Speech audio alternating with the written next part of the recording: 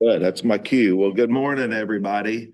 Uh, Glad to be here. I'll go ahead and call the Board of Directors regular meeting for DCTA for the May 28, 2026 meeting to order.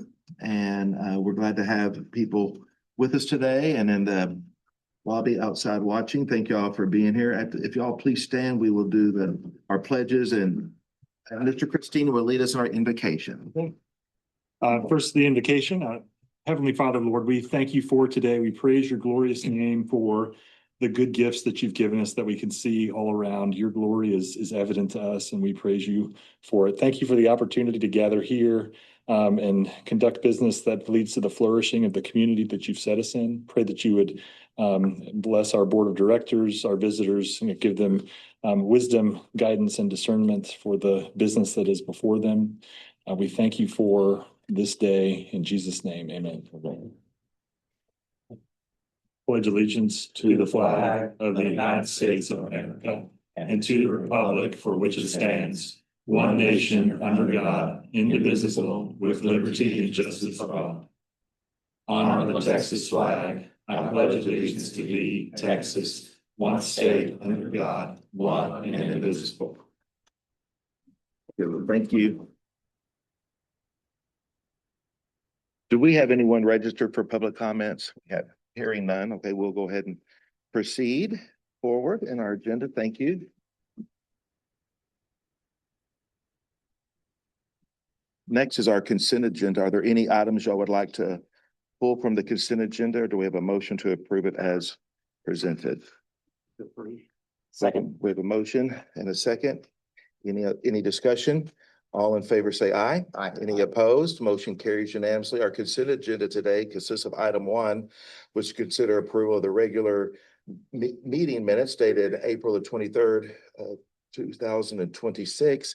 Item number 2 is consider authorizing the Chief Executive Officer to negotiate and execute a contract with Good Guard Texas Incorporated in an amount not to exceed $699,300 for security guard services for a period of 3 years beginning July the 6th, 2026 through July the 9th, 2029, with an option for 2 additional 1-year terms through July the 11th, 2031. And item 3 is consider authorizing the Chief Executive Officer, the CEO, to negotiate and execute a contract with Ford Audio Visual Systems, LLC for digital passenger signage and audio paging system at 5 A-Train station platforms, downtown Denton, Transit Center to DDTC, Med Park Station, Highland Village, Lake Louisville Station, Old Town Station, and Hebron Station, utilizing the TIPS Cooperative Contract number 230901, an amount not to exceed $392,888. And item 4 is consider authorizing the Chief Executive Officer, CEO, to negotiate and execute a second amendment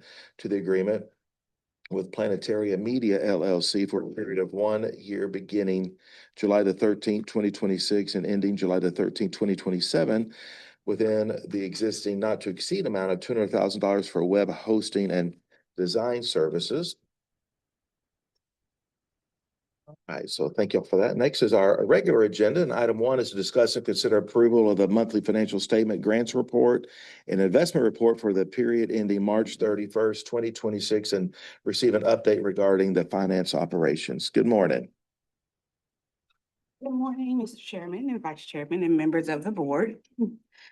Today's presenters will be myself, Lakeisha Williams, Senior Manager of Accounting. Jane Florowitz will present, she's the Senior Manager of Budget and Grants.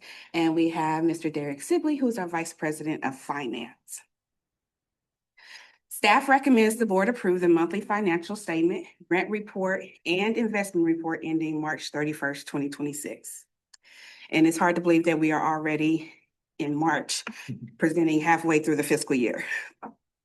So I'm going to start off looking at the revenues. Our sales tax revenue collection continues to perform as expected, actually above expectations through March 2026, which reflects a stable consumer spending patterns. The federal operating grants is also performing ahead of budget due to the grant reimbursement of purchased transportation expenditures. Our contract service revenue has a slight variance, and that's due to the city of Frisco revenue is now categorized under our operating grants rather than our contract services. And this accounting change will be reflected in quarter 3 when we have the budget revision to align with the budget and actuals reporting categories. Our passenger fare revenue are slightly below year-to-date budget target as well, which is largely due to the timing of revenue recognition as well as fare collections are recorded a month in arrears.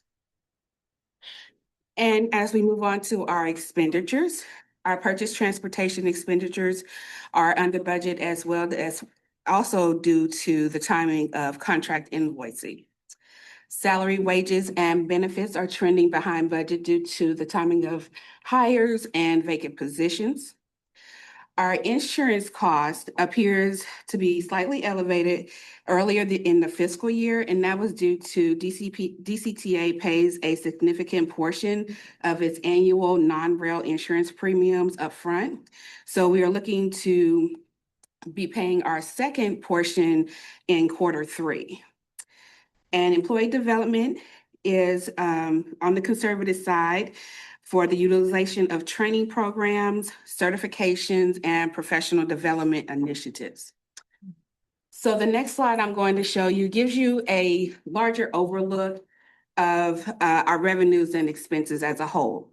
So the annual budget line calculates at the 100%, and this is for revenues and expenses. Our year-to-date actuals, or let me back up. Our year-to-date budget represents our 50% mark, which is where we are for ending of March 31st, 2026. And then we have our year-to-date actuals where you can see where we are. We're slightly above our 50% mark on the revenue side, which is good, in our favor. And on the expense side, we have the dark green color, which represents our year-to-date actuals, which is slightly under budget for the expenses. And you can see the year-to-date budget 32.8 million is the 50% mark. So we have a favorable gap, where it's 3.4 under budget. So does anyone have any questions about our revenues and expenses? Just going back to the previous slide Okay. on the employee development. Yes. Y'all are gonna use that, right? Yes, Okay. we are using it. It's moving along slowly, but we're using it. Yeah, it's really important. I mean, we've given you guys a Allocate good that fund. toolkit there, and I want you to be successful, and that means your continuing education. So I'm excited that we were able to do that. Just want to make sure you all are good. Yes, we Okay. are. We are using it. Thank you.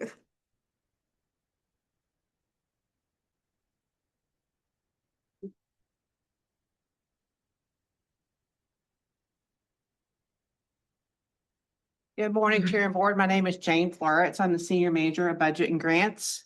Today, I'm going to go over Q2 with you for the grant reports. Overall, we're 3.38 million in drawdowns for the quarter from January through March. Let's start with Denton Louisville UZA. So we had an additional $7.7 million come in from the FY23 formula funds for the Q2. And we were able to draw down 1.9 million in the quarter. And that is for operating assistance for bus and go zone, bus preventive maintenance, access, and ADA operating assistance. Then on to rail preventative maintenance, we were able to bring in 3.5 million more in the quarter from FY25 formula funds. And we drew down 1 million, that's for car mile and rail and facility maintenance. For bus and bus facilities, there's no change for the quarter. And then mobility management, Collin County rides, we were able to bring in 425,000 more from the addition of the Frisco taxi grant. And then we drew down 197,000, and that's for the mobility manager plus the Frisco taxi. The surface transportation block grant is for Vanpool, and we drew down 246,000.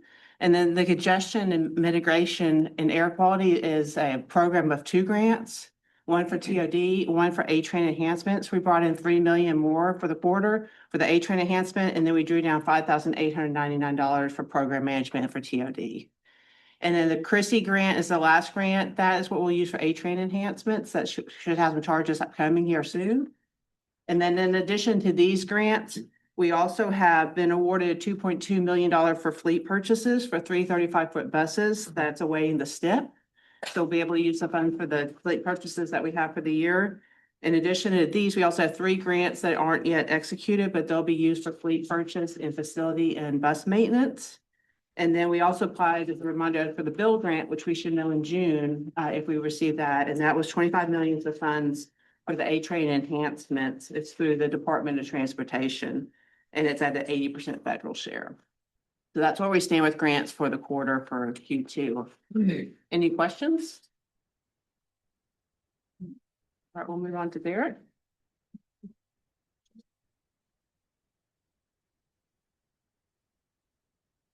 All right, good morning. We're going to look at the investment report for the quarter ending in March 31st, 2026. At the end of the quarter, our book value was $136.3 million.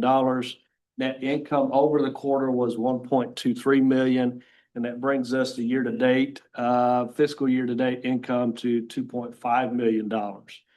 Our yield to maturity at the end of the quarter was down nearly 7 basis points to 3.726%, but that is pretty consistent with the interest rate environment that we are currently in. Some key highlights to the investment report. Although our rate was down nearly 7 basis points, we're still above our benchmarks. So we have a benchmark of a 6 months constant rate maturity treasury that's at 3.68%, and then the Techstar investment pool, which is at 3.65%, and the interest rate that we earned over the quarter was above both of those. So we're still good in our outperforming our benchmarks.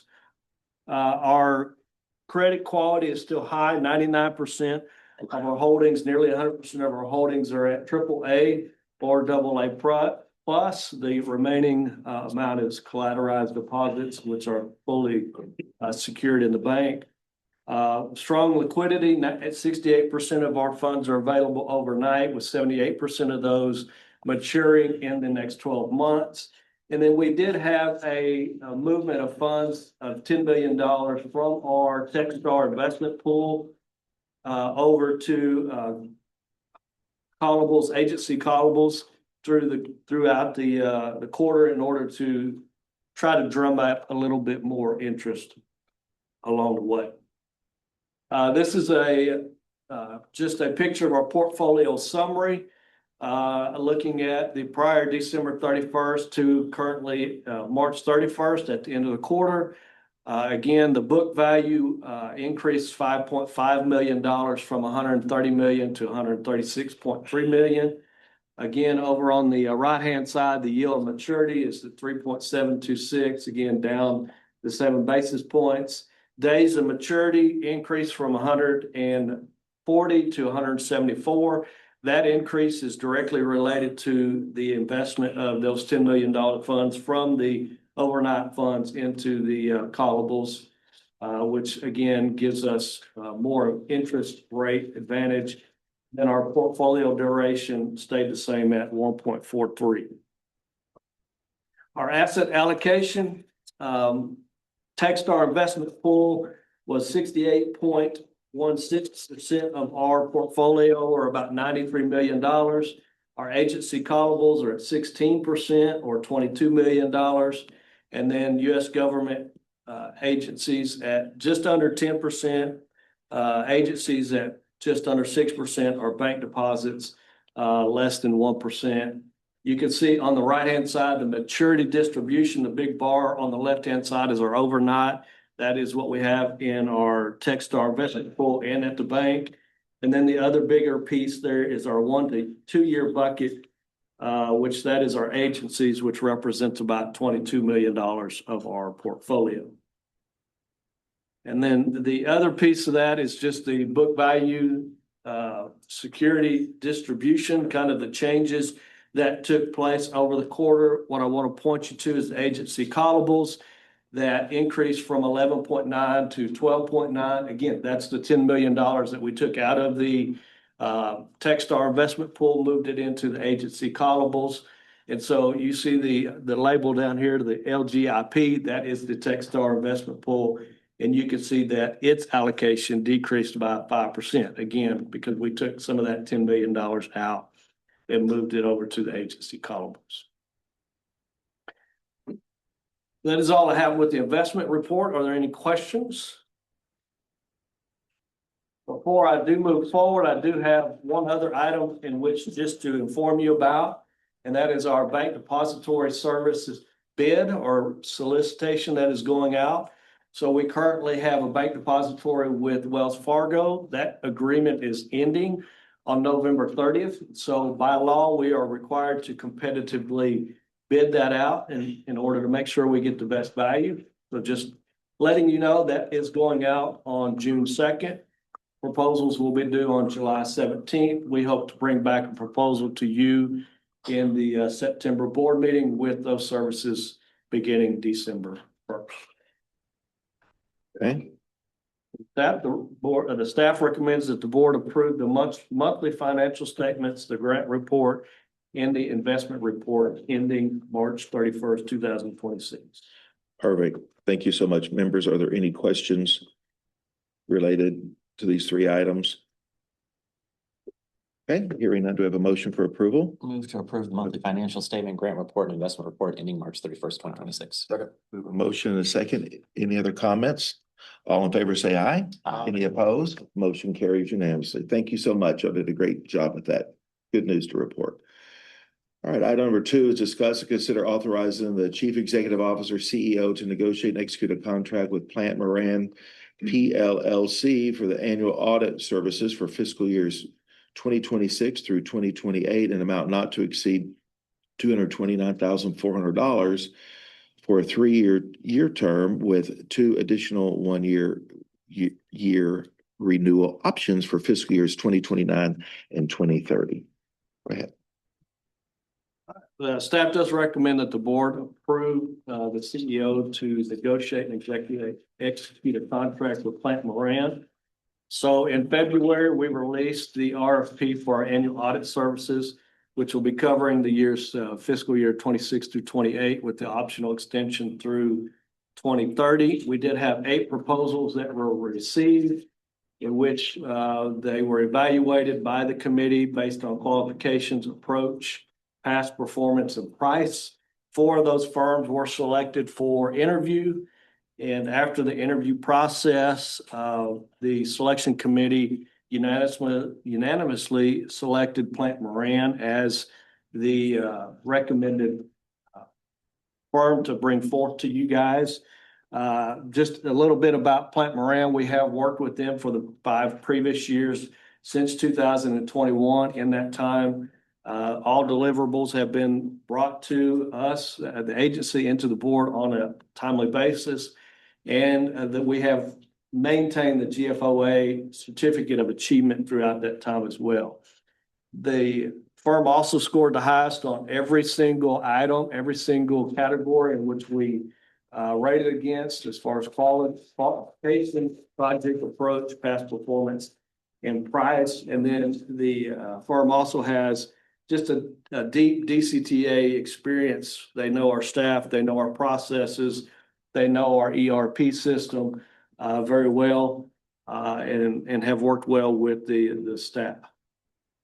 One thing to really point out is when we looked at the pricing in comparing Plant Moran to the other firms that we interviewed, for the first 3 years, Plant Moran's contract is for $229,400, and you can see across the top there the other 3 firms that we interviewed and see what their proposals were.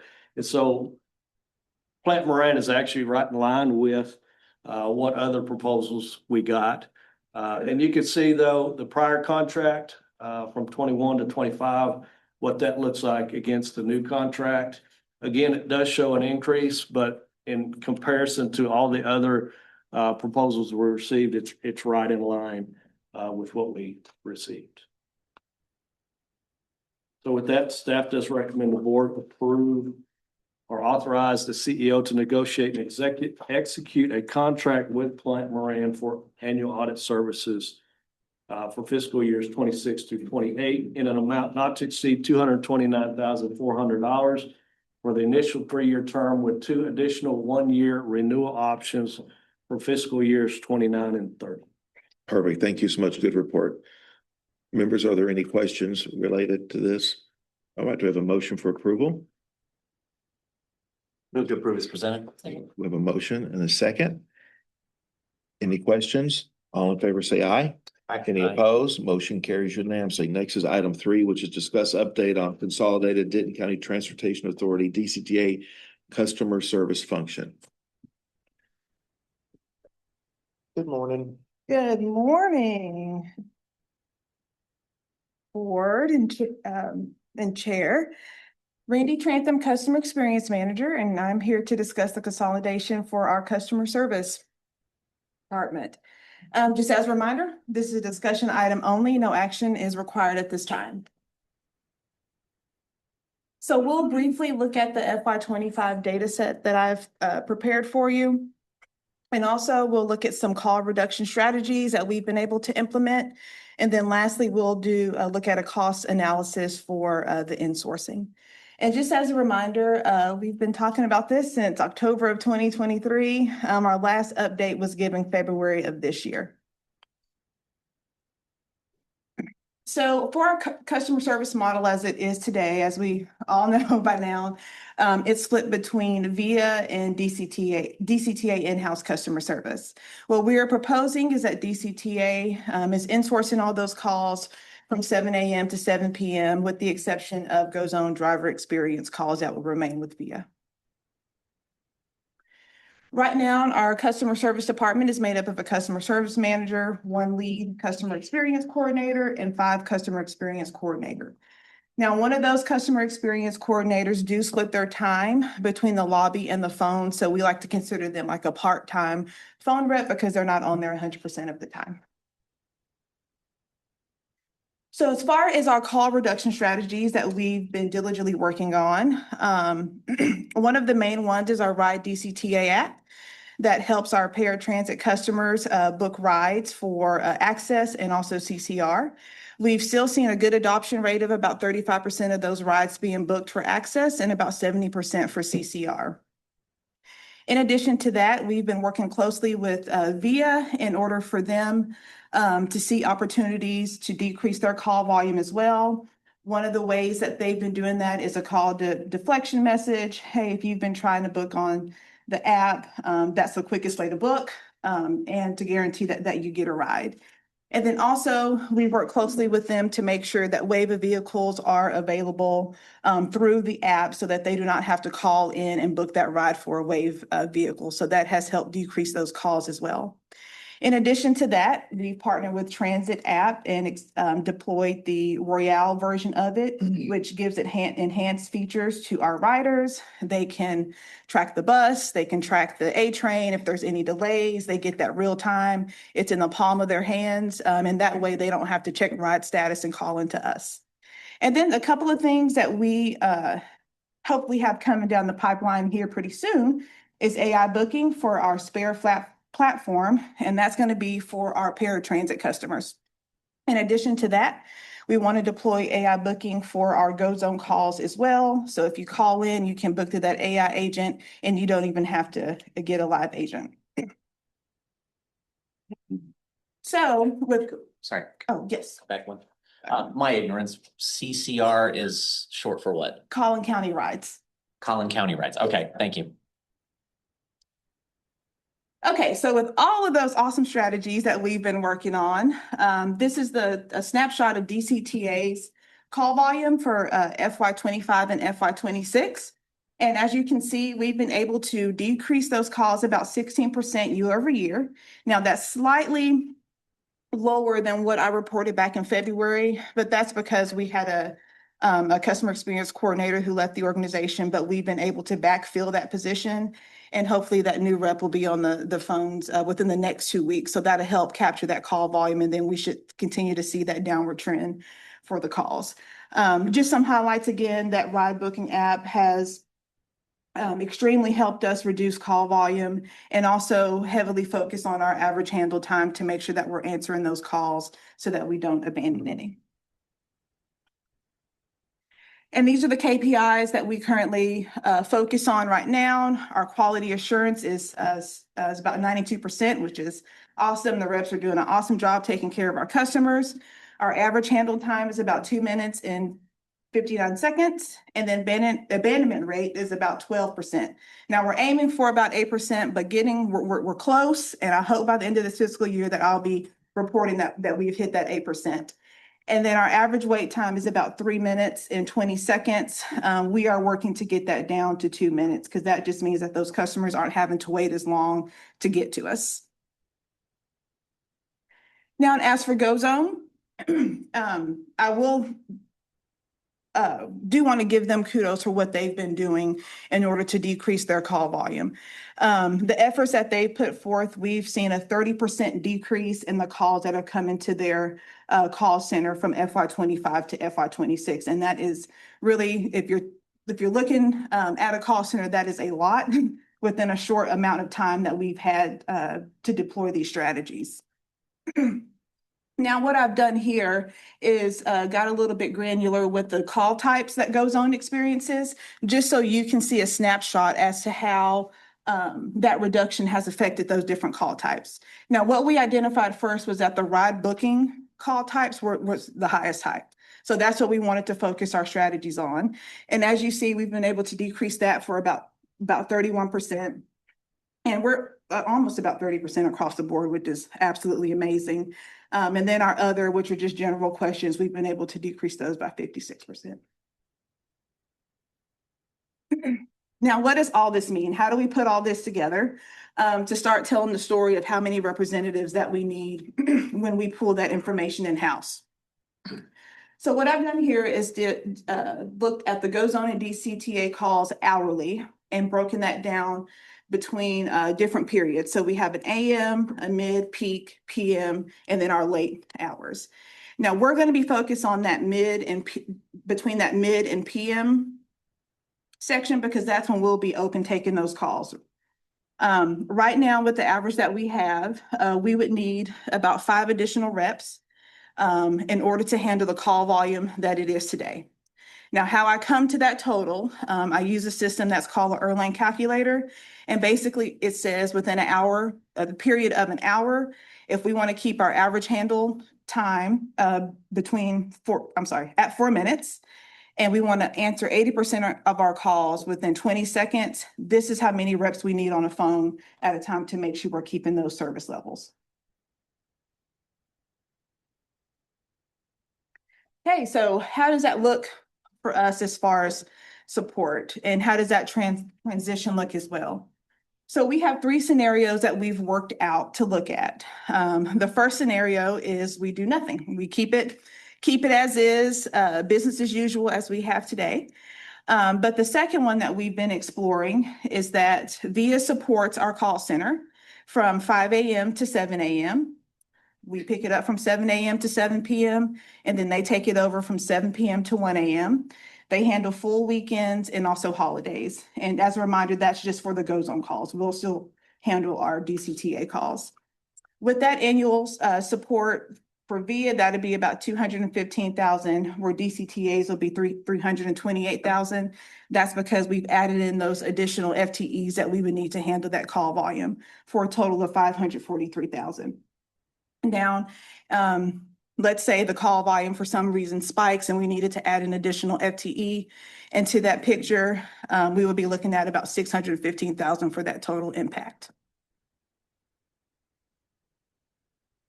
And I'm going to pause here to see if anyone has any questions before I move. Yes. I have a question. So you mentioned a slide or two back about AI assisting in ride booking. Yes. Which we know is the biggest piece. So when we're talking about the additional hires needed, I'm assuming that's without the AI function. That's without the AI function, but one thing we have to consider is our SLA will be 80% of the calls within 20 seconds or less. So if we can have those additional reps to make that SLA better, That's why we would keep those additional SLAs as well. I'm sorry, those additional FTEs. on Okay. there. Okay, and then also just help me, when you were talking about the number of people needed on the previous slide, you said Yes, there let me were go back. 5, Uh-huh. and now we're saying it's maybe 6. It would be 5 experienced coordinators who will be deployed on the phone with 1 additional lead. Okay, That'll help, okay, yes. thank you. Another additional question related to the AI. So is the phone vendor a hardware issue with our phone service system, or is it something other? Is it outsourced phone system issue that's not allowing the AI to operate on our phone system? Do you want I think I'm speaking them? right after this one. Okay. Okay, Yeah, Randy, Oh, if sorry. I could, let me address it right now and we'll tee you up for what comes next. So the next iteration of call volume reduction is going to be the implementation of a new phone system that allows the AI tools to take place. We don't know what the overall impact of that is going to be to further drive down call volume, but our focus will be to continue to drive down call volume. But what we've seen with the sustained performance of call reduction is that we're now cost positive to insource. If this trend continues, now we got 6 months under our belt, it's beneficial to us from a cost perspective to insource. And as AI takes hold on call center support, then that only serves to increase the upside for us. And we would balance the headcount accordingly based on the call volume. So this is what we know for right now. And we call this a worst case scenario. When we implement the new phone system and we implement new AI tools, then as call volume continues to adjust, we would continue to adjust our staffing accordingly. So we meet the call volume with the KPIs. Just so. Does that make sense? And that's the briefing that Kyla will give you next about the call system itself, or the phone system itself. Okay, so next steps, we're going to continue, as Paul just said, working on those call reduction strategies. Kyler's about to give a briefing about our phone system upgrade that'll help us along with that. Also, we're going to look at continuing to enhance our self-service tools, continue to monitor those call volume trends to make sure we are trending down as we want to, and then continue looking at the cost analysis like Paul just mentioned, compared to what we are doing. So I'm assuming that we're having to buy an API pack or something for the phone system to be able to talk to Spare. Is that what we're talking about here in the phone system upgrade? Yes. Okay, so I've got a almost $240,000 ping for the phone system.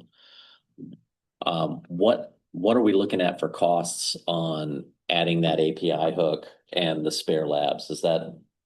That'll be an addition. I think we've got that covered in Kyler's briefing. Okay. Coming up next. If I may, just commend Randy and her team. They've done a great job driving this tremendous vision that really started with the insourcing of NTMC. If you remember, customer service lived under that other organization. We had zero visibility on it. We've got a ton of visibility now. So kudos to her. My anticipation is this could be, if the trends continue, this will be the last briefing you get about call volume reduction.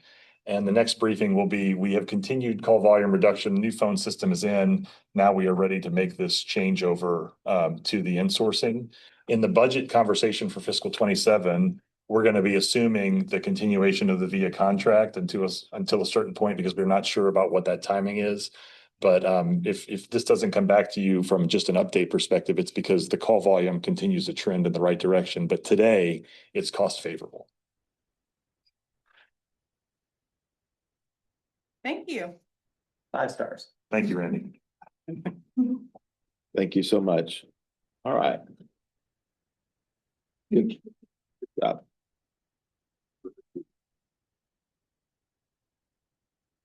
Good morning, Chair, members of the board. My name is Kyler Hagler, Director of Information Technology and Cybersecurity.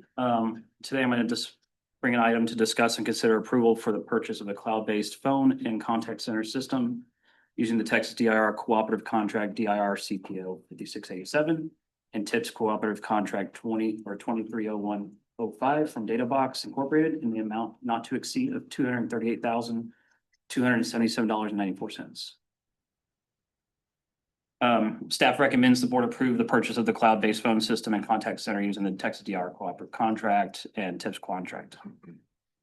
A little bit behind kind of where we, like what the phone system looks like today, kind of why we're asking for this. DCTA currently operates a pretty old and aging ShoreTel, MyTel phone system that's on-prem and that has reached the end of life, is no longer getting security updates, things like that. The platform relies on a multi-channel PRI circuit, which is an older telephony technology, and kind of lacks some centralized management features, kind of like what we're going to get into, like the automated IVR and things like that.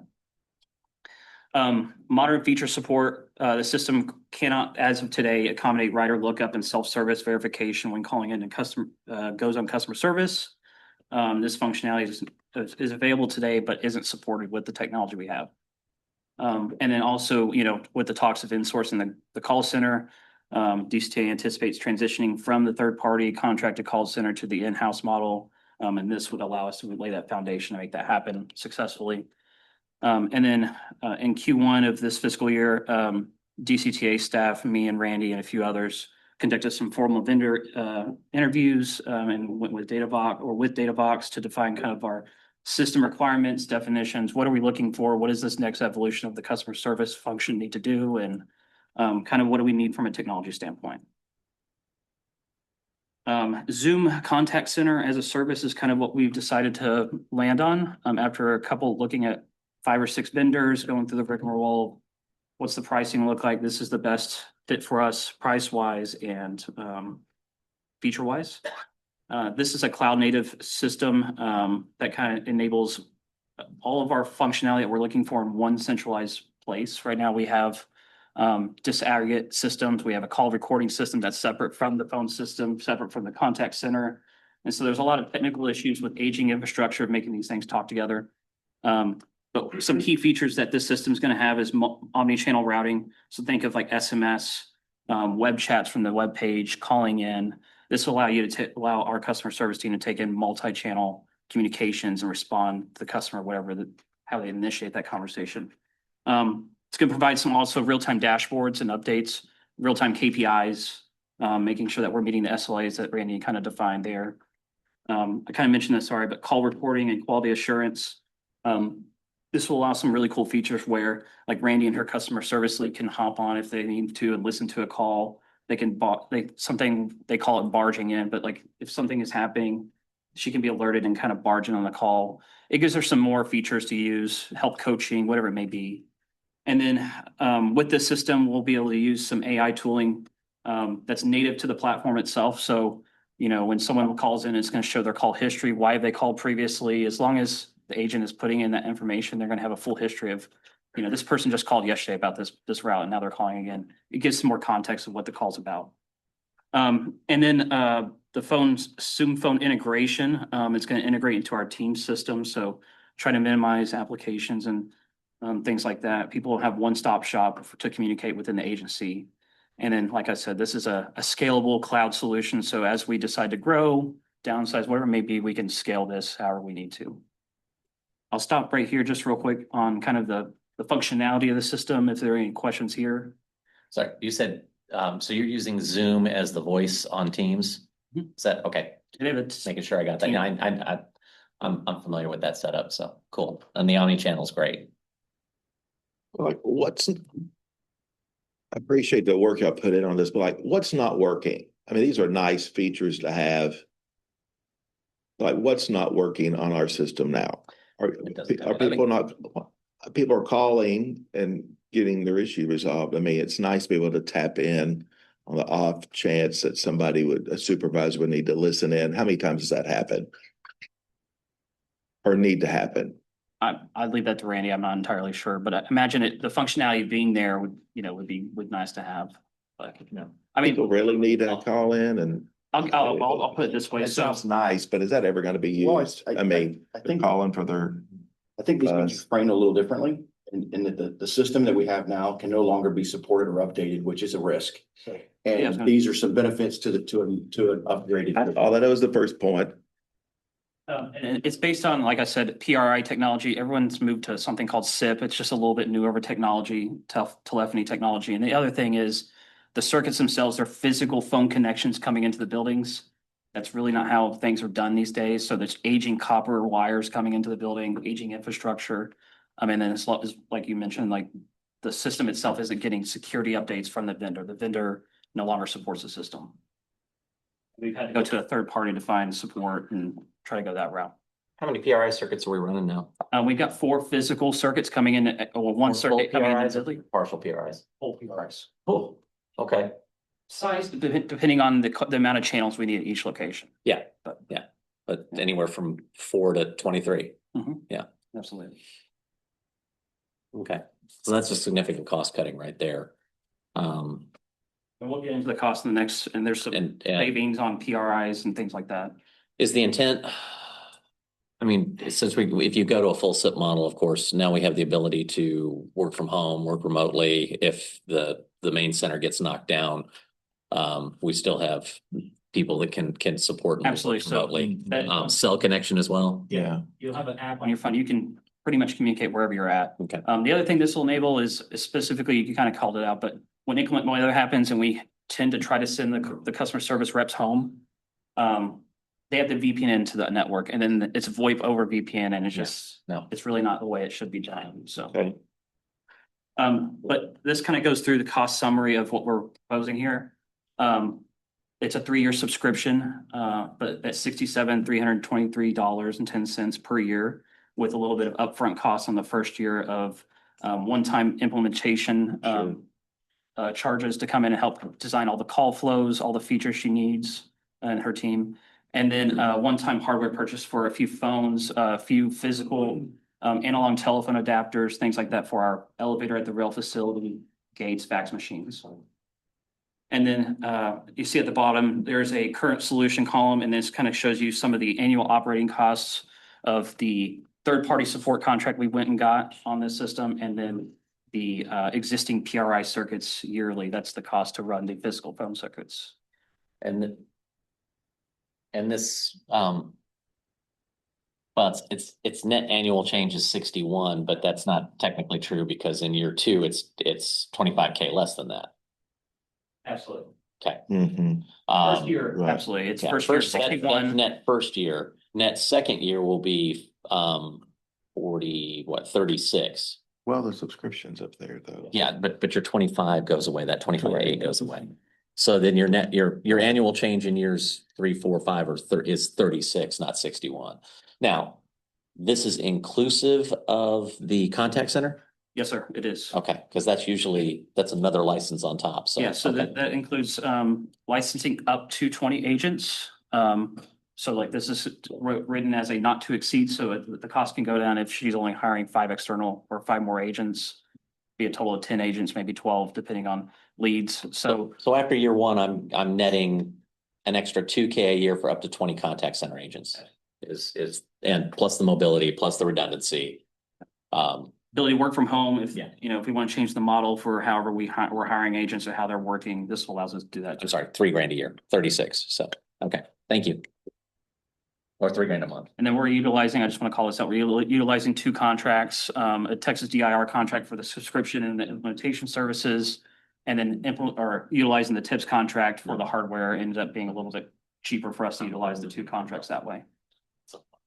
I have a question. Yes, ma'am. So, because I'm trying to wrap my head around what our options are here. Because I know I'm trying to separate this from the call center and what we're talking about with that. So right now we know our system is outdated. We have to do something else. That's right. So if we, like, really we know we have to do something, staying with what we've got, not an option. So if we were going to, are there other options that are similar to what we have that doesn't have all this capability, or are all the other options really more of this full suite of? I'll say this, the industry's moving away from on-premise phone system in your server room here, more to a cloud, more scalable system like that. So they're all going to offer these more advanced features just with additional licensing. So, it just depends. It's kind of à la carte depending on what you need and what you're looking for. Okay, so regardless of whether we wanted to take the calls in-house, we're probably gonna be looking something more along the lines of what this is anyway. And it just so happens to also allow us to take That the is calls correct. in-house. Yeah, that is correct. I mean, the phone system that we currently operate is approaching 12 years old at the moment. So What I hear Kristen asking is, okay, if I just went to a cloud-based VoIP system without contact center, what would that cost me versus adding contact center on the top of I that? can come back. I can have that. Yes. Back to you with that. Thank you. I'm not terribly worried about That, it. is that? Yeah, I'm not terribly worried about it because I think the 3K delta that you're showing me is outstanding because I know having a bunch of calls ring in and not be able to queue them, not be able to record them, not to be able to CYA when something goes sideways or something comes to the board that's escalated and I don't have a recording of what happened. I think those are incredibly important tools. Now, some of the stuff, maybe you have a manager that just walks in and, double headsets in and kind of the old way as opposed to being escalated. Okay, we're a small center. Right. Not that big of a deal, but omni-channel, somebody's griping on social media and it pops up as a contact center issue. That's pretty impressive. And I'm looking at a number of 3,000 after the first year of 3,000 3,000 a month to be able to do all of that. But I would love to see what that delta is Yeah, between absolutely. the core system and the contact Get center that to license. you. And one thing I'll also just kind of add in anecdotally is, the physical system, the physical phone lines coming in, specifically at the DDTC where the call center is located, has issues sporadically where the phone system just goes down, the physical equipment there. There's a reason we We're call it working with- intermittent tel and not my tel. And it was short tel before it got bought out. And so we have phones that say a different company than the system that we're using. So it's a hodgepodge of call center recording, the KPIs. We have 3 or 4 different servers that kind of communicate to make all this work. So any other questions on that? Okay. And then spare AI voice, this is something we kind of touched on a little bit in the previous conversation Randy had just now. But just kind of bringing this forward as a ELP that we're going to be requesting in FY27. But spare AI voice really just is a transit native AI call service that answers your writer's calls, books trips, processes cancellations, and then just kind of resolves some of the more common requests without having to escalate to an agent. Why we're doing this is also kind of driving down the call volume if we decide to insource. The large share of the inbound calls are routine trip bookings, just like Randy showed. ETA, where's my bride, cancellations, eligibility checks. And the AI voice can automate this, end to end and then escalate where it needs to, or it feels like a human's needed in the loop. It can go ahead and escalate that call. And this will function for all modalities. This function right here will just be paratransit. Okay. And then this GoZone AI that she talked about in one of her previous slides as well, Randy, has some AI capabilities as well that we currently cannot use, but we have the ability to use today. Okay, so we wouldn't have it for the train and we wouldn't have it for Connect. Yeah. Okay, that's just curious where we are. But the system that we have, the system that this contact center, Zoom as a contact center will expose APIs, things like that. So we can pull in the GTFS feed and have some automated way of saying, hey, the A train is on its way at this stop. Next stop is, at this time. Okay. So I want to underline this point. The spare AI platform is what we're using to book paratransit rides, the DCTA self-operates, Frisco taxi, Collin County rides, all that sort of stuff. This tool allows us to bring automation features to drive down those kinds of call volumes. In order for us to leverage the other tools that VIA has available to them in their tool set for customer service, we have to have a new phone system because those features are not compatible in our current phone system. So the new phone system change gives us the ability to drive down via call volume. The new phone system allows us to plug in the spare AI voice platform that drives down that call volume. And the whole focus of this effort is how do we optimize service? So the budget line item for this that you'll see that we'll discuss in the fiscal 27 budget is $36,000. That's some cost of upfront, and then there is going to be an ongoing tail for this, but if we believe that we can use these tools to drive down call volume, and that speaks to the headcount item that you brought up earlier. And so, those are the options that we have in front of us. Yeah, I think my It biggest. helps to add to connectivity. Yeah. I think my biggest worry about all of this is, okay, let's say the board says seven's great, it's a great number. And we turn on all of these bells and whistles and suddenly I only need 4. Well, and I think that we need to manage that accordingly. Yeah. And if you all said, well, we're not going to do the insourcing decision until we get the AI tools in place and we see we want the next level of call volume reduction. Well, we don't know what that outcome is going to be, but we can certainly go in that direction, or we can feather it in. We hire a couple people, we see what happens to the KPIs. We're either acceptable with the KPI increases, or we want to put more bodies in the system to drive it down. We have that optionality to feather this change in over time.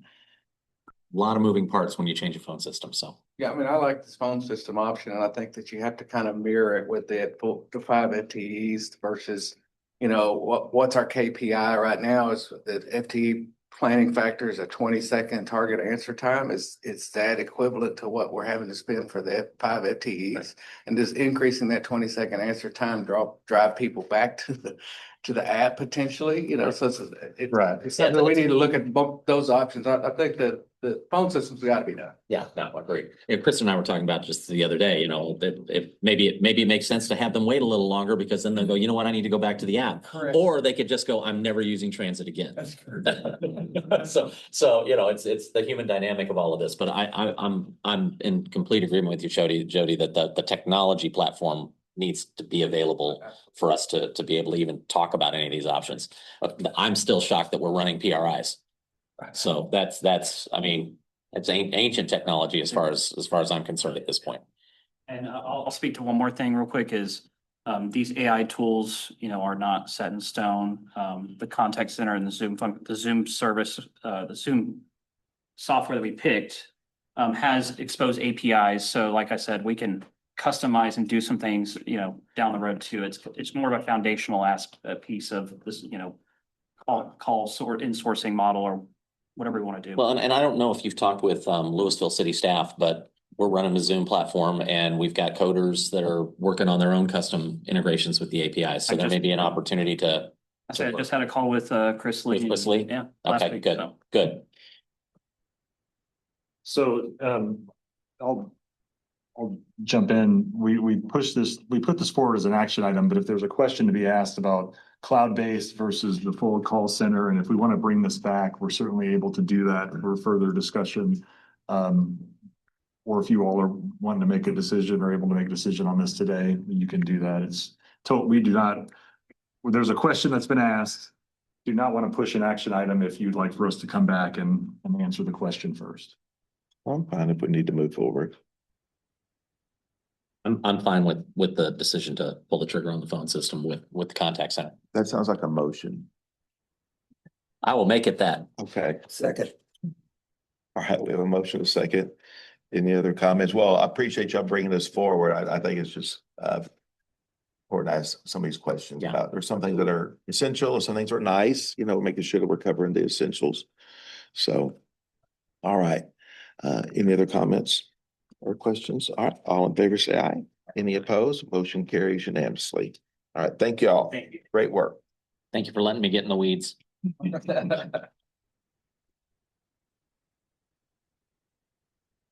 Next is item 5, which is discuss the A-Train Enhancement Program update.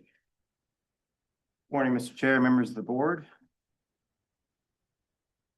Today, we're going to discuss the update on the A-Train Enhancement Program. This is a discussion item only, so no board action is required. Just a brief overview of the program elements. We have 4 main elements to our A-Train program. Curb and speed enhancement. This is where we're doing speed code changes and traffic infrastructure upgrades to get the train running faster along its current alignment. Downtown Carrollton extension that allows that single seat transfer to the Silver Line. Expanded service hours. This is the evaluation analysis we're doing right now to look at running later into the evening.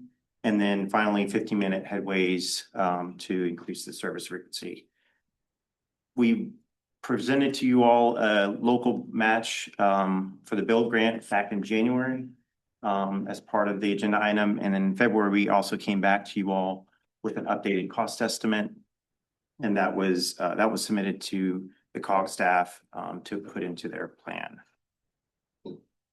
So quick overview of the timeline where everything's landing right now. Curve and speed, we are on target to finish construction by the end of this calendar year. The service hour expansion and PTC analysis, that is in its final stages, and we should have some information for you all by the end of the July, early August timeframe. Downtown Carrollton, I have an update here forthcoming on this, but we are in the middle of preliminary engineering. And then same thing with the 15-minute headway. We are well on our way on the schematic design for that project. Quick update on the curve and speed. We provided you all with a briefing regarding the alignment between our project and Town of Hickory Creek / Lake Dallas Carlisle Drive roadway project. We were trying in an effort to really make minimal impact on roadway construction with this construction project that the town's doing. In our curve and speed, we were trying to align the schedule so that we would essentially only close one of those that road only once between the two projects. Unfortunately, the Carlisle Drive Road construction project's been pushing out. As you can see, we are well on our way on construction on our project. So the orange line kind of gives you a visual of where we're having a gap. And what we've been communicating with the FRA is we have opportunities to push our project schedule. They didn't really respond well to that. They said we've had our Christie grant that's funding this curve and speed project. We've had it on our books for a while, so we need y'all to maintain your current schedule. So this is just an update that we're going to continue moving forward with the construction on our current schedule. We do see minimal impact on the curve and speed with the road closure, but this is just an update that the two schedules unfortunately aren't aligning like we anticipated. Downtown Carrollton extension update. So on our design progress, we're reaching towards schematic design, getting to that preliminary engineering final deliverable towards the end of the summer. We have potholing complete surveys been completed. That's going to feed the design refinement that's already underway. We are working on station layouts at Downtown Carrollton. And then we have ongoing coordination with DART, Dallas Water Utilities, City of Carrollton, and DGNO on the extension effort. On the service modeling side, we are well on our way on updating the RTC model. This is going to allow us to see any potential challenges or conflicts we have with the current span of service extending down to A train, down to Carrollton. And then we also want to incorporate some assumptions from DGNO and then see if we have any major conflicts and figure out how to resolve those. So those first run results are anticipated by the end of this month, and we'll have more feedback for you all later this summer. On the design schedule, we are marching towards late September preliminary design, preliminary engineering being completed.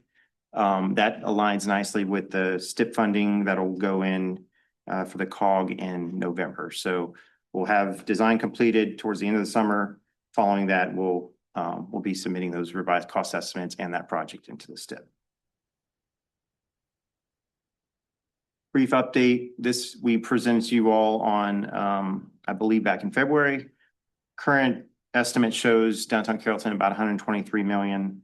What I've highlighted in yellow are our PTC elements, and these are what we're seeing as the major cost drivers within the three different sections here. The Western alignment, as we'll discuss here in a few slides, that has the least amount of PTC enhancements that are needed. The second column, again, this is where we're using existing alignment. If we can't go Western alignment, there'd be some additional PTC we'd have to integrate. And then the final far right one is that larger upgrade of the PTC along the entire corridor. Yes. On that last slide, I noticed on column 3, it says does not include work needed for 15-minute headways. And then column 2 and 1 don't mention that. Will they? I couldn't understand why it showed up in column 3 and not 1 and 2. So I think column 3 is the all-in with 15-minute headways, full upgrade of the entire corridor PTC. Column 2 is really looking at potentially dual equipping DGNO. So it's a different cost if we were to do the whole corridor versus just the corridor that we're looking at to downtown Carrollton. Thank you.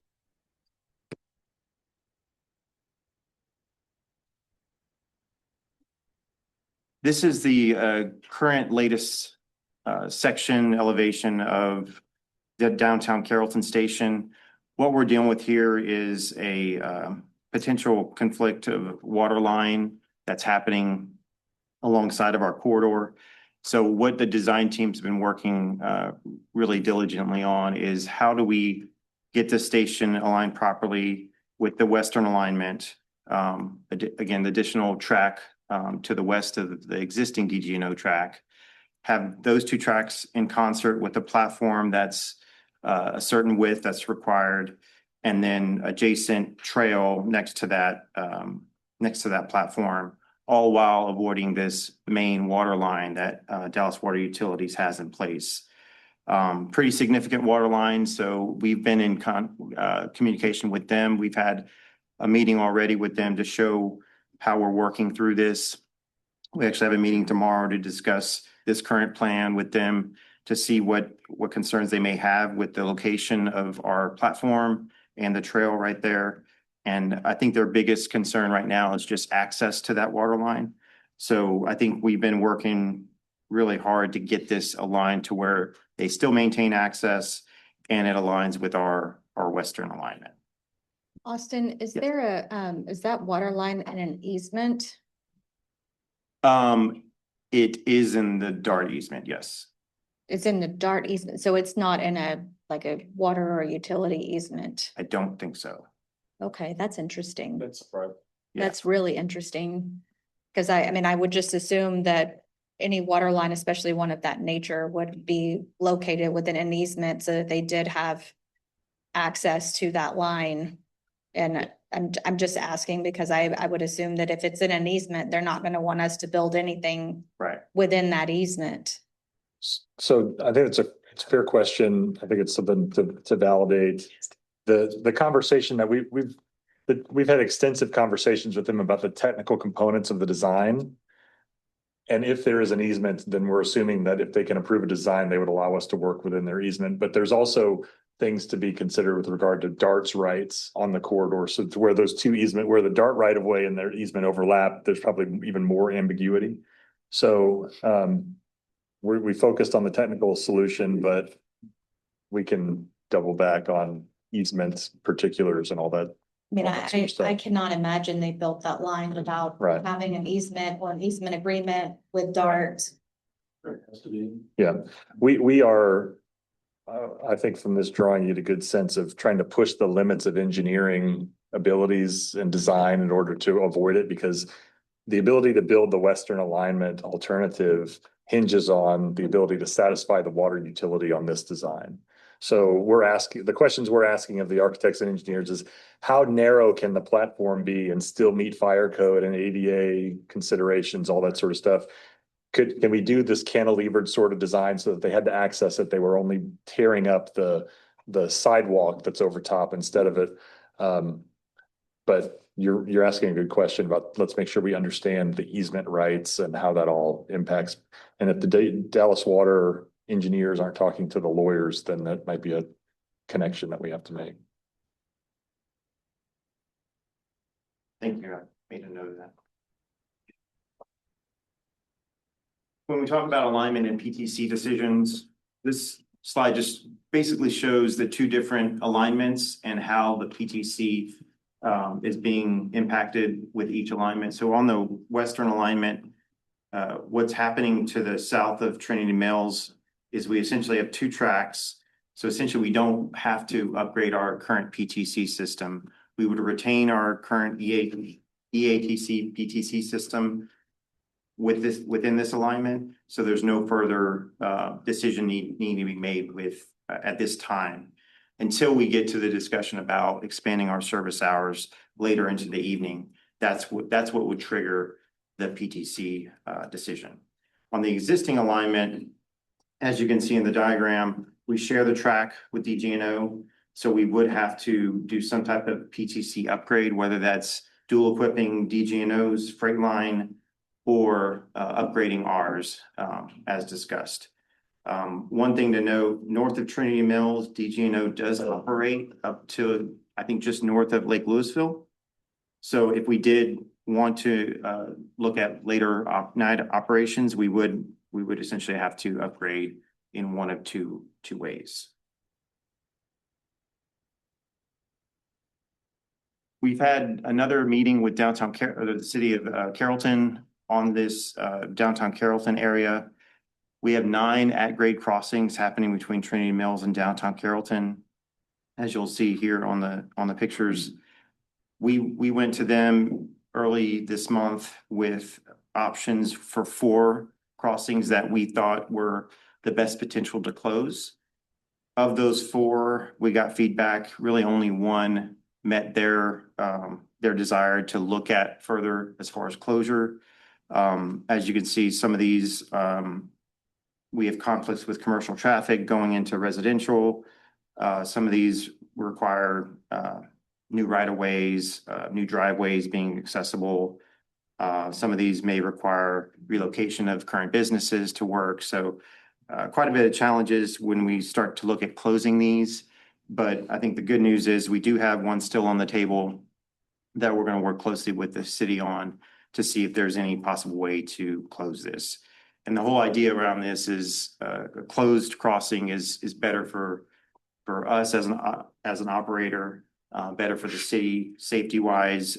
It checks all the boxes. So that's why we're pushing towards what can we close if we can, how do we do that? We also met with the city of Carrollton on the hike and bike trail. So this currently on the NCT COGS Mobility 2050 plan, they do have regional mobility, this regional mobility vision that has hike and bike trails all throughout the region. One of the trails on their map is essentially going from Carrollton to Louisville. It's a line on a map. It's not really detailed. So we actually took that and developed some options for Carrollton to look at in alignment with our Western alignment rail. So we brought these 4 options to them as opportunities. Where could we better align the trail if they were interested? The one that came out of the gate was this option 0, which essentially aligns it to our existing Western alignment. The trail does shrink in certain areas to about 10 feet. I think that's the least amount of width that they were comfortable with. But to make it work with our Western alignment rail, that's, I think, a mitigation effort they're willing to accept. So we'll continue to have discussions with them. One note here that this trail is not coming from our funding. It's going to be a regional funding effort that I think the COG is going to lead. Now, some work on expanded service hours. We've started this analysis a couple of months ago about when we talk about expanded service hours, what does that mean? And then is there data to support really looking at running the train later into the evening? So we took 3 metrics from March 2026 weekday ridership between Trinity Metro, DART, and our A train. As you can see, it's pretty evident that ridership, average weekday ridership really falls off about 8 o'clock and then really dives at 10 at night. So this is just helping us understand where the demand is, where does it drop off, and what are some options for servicing those riders. When we look at all 3 systems, especially in the evening tail, As you can see, the 10 o'clock hour, we essentially stop service around 10. Silver Line A train go a little bit later, but as you can see, 10 o'clock is kind of the last time we really see ridership maintain a certain level, and then it really drops. And then one thing of note on Tex Rail, we had some data going back to 3 years, and what you can see from this is interesting. They actually curtailed their service back in 25 to stop at 12. And as you can see, ridership actually improved when they cut those hours. So this just shares with you kind of visibility on what the region is looking like as far as those hours over time. And I think it gives us good insight on, again, what are some options if we didn't want to run later based on what's data set. So with that said, again, there's this constraint with running later and our PTC system not aligning with DGNO. So we've got two options here that we want to talk through with this analysis. This PTC upgrade for concurrent rail operation with DGNO, or looking at maybe a late night bus bridge from downtown Carrollton to our stations. So there's some pros and cons, and that's what this analysis that we're doing is going to hopefully flush out as far as what's the cost, what's the trade-off going PTC versus a bus bridge. And just some preliminary analysis. This is really the start of what we're working on. If we looked at travel time, let's say we had a bus in Carrollton going to each of the rail stations. What would that look like from a time duration for the customer? So if you took a bus from downtown Carrollton all the way to DCTA, overall, what we're seeing about another minute added. So not a huge impact what we're seeing. Again, this is preliminary. There's tons of options here that we could look at. What comes after once we drop these riders off at DCTA? Does the bus go back and pick up another round, or is there some type of interlining system that we can look at? But this is just the start of what we're looking at right now of it's really not that big of a jump as far as what the ridership duration is. So next steps, we're gonna do some validation on the run times from downtown to Carrollton to Trinity Mills extension timing, so we can understand what that extended schedule operating speed could be. We're going to look at traffic modeling on I-35 during those late night hours to make sure we have the times correct. Also, life cycle cost. Again, there's adding buses now. There's an O&M cost. There's a bus bridge capital cost that we have to look at. And then we want to confirm this late night ridership by station, by origin, by day of week, so we can dive into this data a little bit more to understand what it's really telling us. Upcoming deliverables for the board. We plan to be back in here in August with a PTC assessment with some recommendations on which way we're moving towards that and what are the pros and cons for each. Delivery method, we're going to talk about towards the end of September. The design will be far enough along that we'll have more intel on how that's progressing, and then we'll have final cost estimates, and we'll have a funding opportunity, funding update discussion in December. So with that, I'd be happy to answer any questions. Go ahead. Okay, help me understand this. So my understanding of the Western alignment is that really the reason why we like this option is because it allows us to kind of avoid the PTC issue, right? But now we're talking about if we want to expand our service hours to capture the late night traffic that's coming, I think probably from the airport. That now the PTC is back on the table. So considering that, and with this whole water line issue, I'm just one, like these are two separate projects, but they really are connected. I don't want to spend a whole bunch of money going the Western alignment route just so we can avoid PTC. But then we end up having to address that anyway, and now we've spent extra money doing that. So is it something that can be achieved with one project at a consolidated lower price, or is this really two separate projects where there's some spending that's maybe overlapping with each other? If I could, Austin, could you go back to the graphic that showed, and this is, we have wrestled with this a whole lot. So go back to the graphic that shows that one right there. So the Western alignment allows it getting to downtown Carrollton without doing PTC change, but it does not allow you to operate extended service hours because you have the conflict north of Trinity Mills Station. So the Western alignment gives you the ability to take a small step forward, or not small, but one step forward, but not the complete step forward. It's the difference between the $120 million answer and the $150 million answer.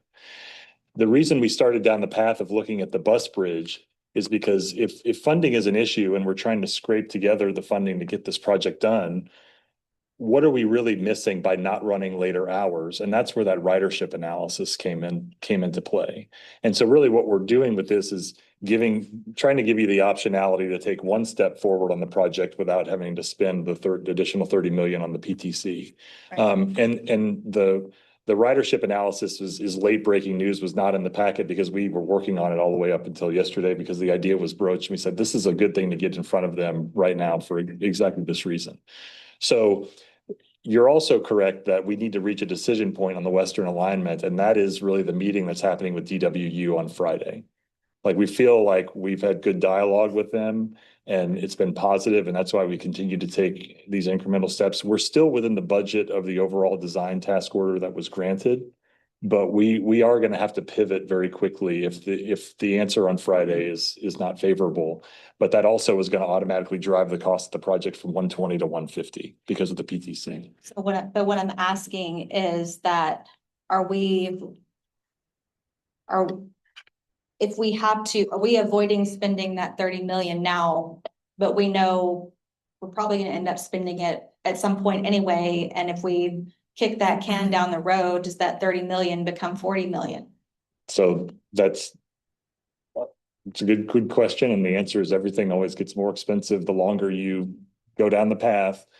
But I want you to keep that in mind as we have the conversation about the funding picture that's coming up next, and what is the gap that we're trying to close today versus what is the gap that might be trying to get closed in the future in the context of all the regional rail conversation and all of that sort of thing.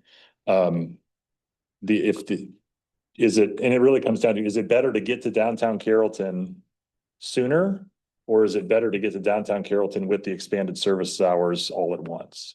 And that's kind of the option that's teeing up for you all to make the decision on. But if the conversation on Friday with the water utility does not continue to go down the road that it has been, then there may not be an option. The answer might be now the project bogey is 150 million. I guess she's trying to say she doesn't want any money to be thrown away. So I don't see throwaway cost in this because the extension of EATC into downtown Carrollton would be built upon you would be adding to that to dual equip DGNO. Now, if the decision was made sometime in the future that we're going to change the whole system to IETMS, then you are discarding the EATC system in favor of a whole new system. But you see the price tag of the IETMS system, and that almost seems insurmountable at this point from a funding perspective. So it's like, what we're asking ourselves, what is the right next incremental step we can make for regional rail connectivity through this project? And that's how those three options shape up. Does changing our positive train control system have any impact on the 15-minute headways goal? If I stayed with this system that we have, can I still do my 15-minute headways? For what we know today, the answer is yes. Okay. So It would that, just so it's not, require reprogramming. gotcha. It's a function of, I've got DGNO and us north of Trinity Mill Station running on late hours, overlapping. Correct. So I need that buffer system, which is what the PTC does, is it automates the buffering for those of you out there that maybe haven't been caught up. By the way, this PTC thing, this was a decision made too many years ago, and it was a wrong choice then, and we're paying for it now. Right. So we had to be first, because anytime we talk about interlinking, where our trains ride on the other system at some point in the future, we have to change to DART's PTC system, not ours, or this IETMS. Right. So which is very frustrating to me. At some point, the system will have to change. But what that date is. And who's paying for it? and Because who's that's, I mean, for us to what is that, interline? Interline, For right, us to be able to do that, that's a regional benefit. right. I mean, that doesn't necessarily, I mean, yes, it benefits our riders, but it benefits the network. Correct. Thank you.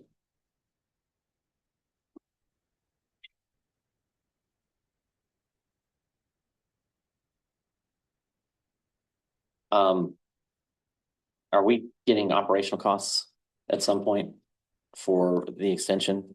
Like, because I'm making this knowing that, hey, if we go late at night, there's an operational cost to that too. There's also operation costs to run the Run additional 2 miles in both directions. Yeah. We And to run the bus bridge. I mean, Right, we ran the numbers based on the real operating contract, and we can refresh that okay. very shortly to go look at that to you.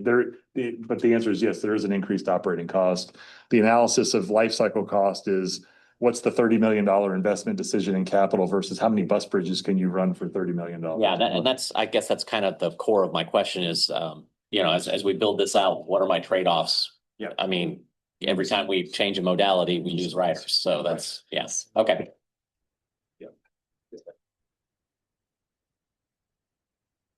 Other comments or questions? Good, thank you. Great presentation. All right. Proceed to item 6, which is discuss and consider authorizing the chief executive officer to apply for the railroad crossing elimination federal grant program with the local matching funds not to exceed $6.6 million to support safety enhancement at crossings between Trinity Mill Station and downtown Carrollton. This is an action item. So, we're gonna talk through what the grant strategy looks like for A-Train currently, or what we presented a couple months ago, and then where we're at today with this new grant request. So this is snapshot back in February where we were. So we've submitted for the build grant as discussed. That was a 6.25 million local match. We've got documented the COG RTC funding that was approved in January for 65 million. And then currently we've got the 5.24 that's in the long range financial plan. That's the difference between the 11.49 and the 6.25. So that's what we essentially have remaining in our long range financial plan for local match.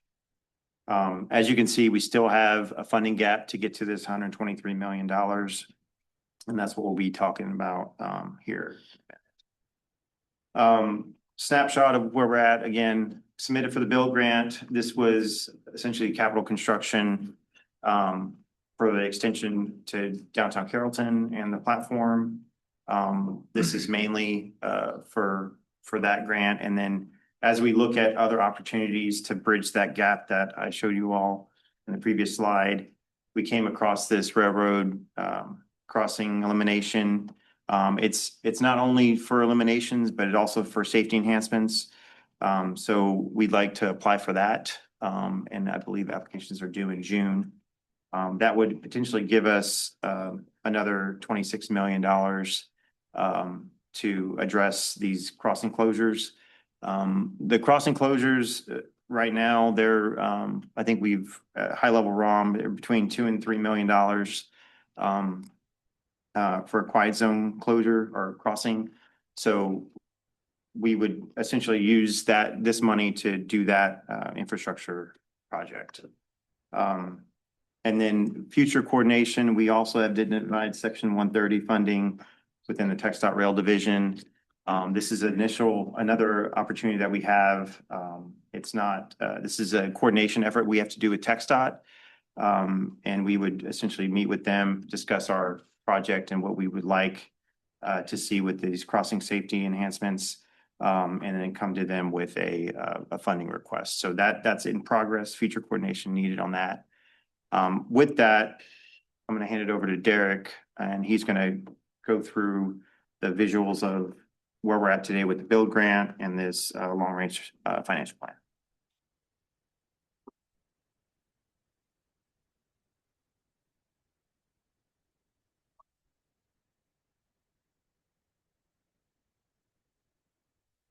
What I'd like to do along with this today is just kind of give you an overview of where we stand on the funding pieces of the A-Train extension. And then kind of give you a lay of the land of menu items, if you will, of things that are possibly out there to help kind of bridge the gap in order to look at the local obligation that the agency would have.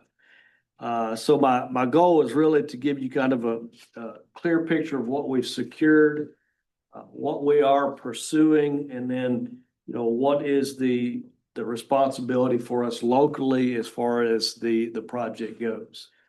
And so this first slide is really a visual of what we are referring to as the best case scenario. As Austin referred to, is the build grant that has been submitted.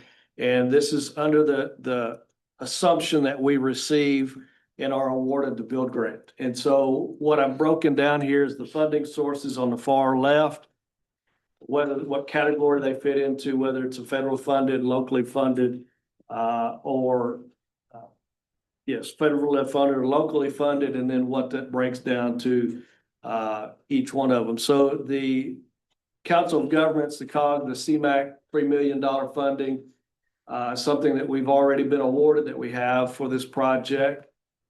The second piece of that is the COG, the $65 million that has been committed to the agency. The reality with the $65 million is there's still a lot of questions up in the air, a lot of things that we don't really know regarding that. We do have a meeting in June, I believe the middle of June, with the COG in order to kind of get some better understanding of what all that looks like. So really what we're presenting to you now is what our understanding and assumptions are at this point. So understanding that could change at some point.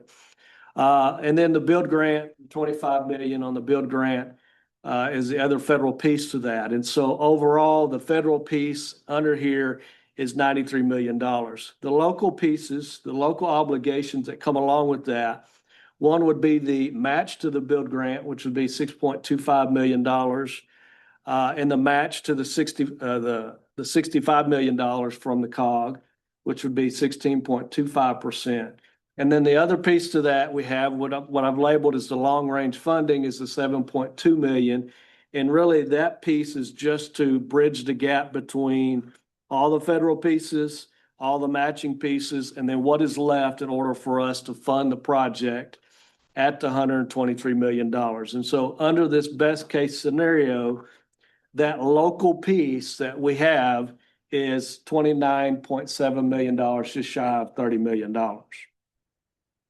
So if we roll forward, and what I'm referring to as the worst case scenario here, and this is if we find out that we are not awarded the build grant, what is that? How does that change the picture for the agency? So the CMAQ $3 million funding, the COG $65 million funding, all that stays put as it was in the first scenario.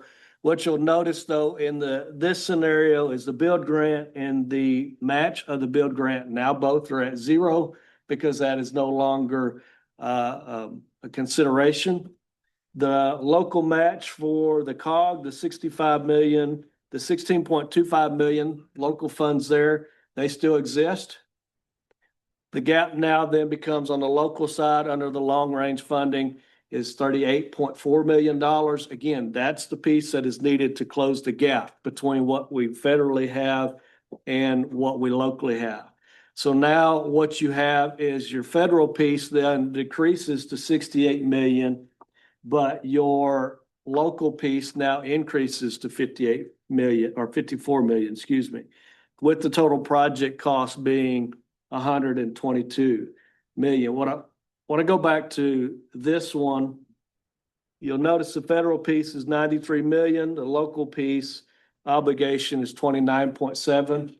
Under the worst case scenario, that federal piece now decreases to 68 million and the local piece is 54.7. The project cost is still the same at $123 million.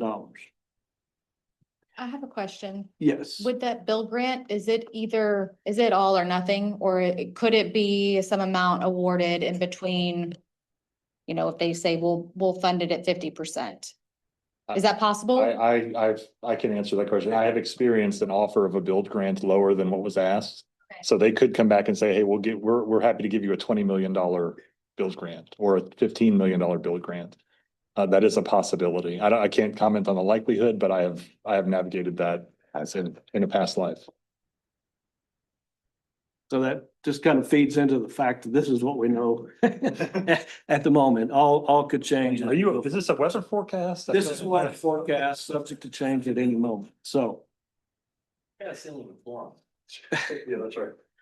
So one of the things that is equally as important as to what the funding looks like is when the funding is going to become available, and is it going to become available when we need those funds? And so what I've put together here is kind of a funding timeline so that we can look at the project spending needs at the top versus the funding availability and when those things could become available. And so the project, as was presented by Austin here a little while ago, the design engineering is currently in place going on until roughly July of 27. Construction starting in July of 28 through possibly the end of 2030. What I've broken down at the very bottom is the projected cost for each one of those years. So the projected cost in 2026 is the 5 million, 2027 is 5.5 million. And then as construction kind of ramps up and starting in 2028, we have about $30 million need. And then in 29 and 30, we have about a $41.25 million need in both of those years. In between there, we have kind of the availability and showing where those funds are going to be available. The CMAQ, the $3 million that we got, that's available now. So that is available through the whole length of the project. The $65 million, again, the money from the COG, our understanding as of right now is that those funds would be available to the agency beginning in about June of 2027. The build grant, the 25 million, again, we're waiting for that decision to be made in June or July of this year. If we were to get awarded those funds would become available in roughly about that same time frame in June of 2027. So those will be available. The next three pieces that I have, the build match, the long range funding, and the 20% match from the COG, 65 million. All those are local funds. So really those become available when the grants are available. So the build grant, if it would become available and available to us in June of 27, then the local match funds would become available or would be required at that same time.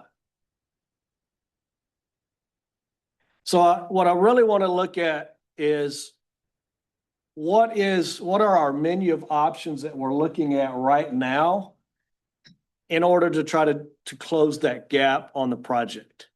And so what I've presented is a best case scenario, worst case scenario, with the understanding that it all could change at any minute.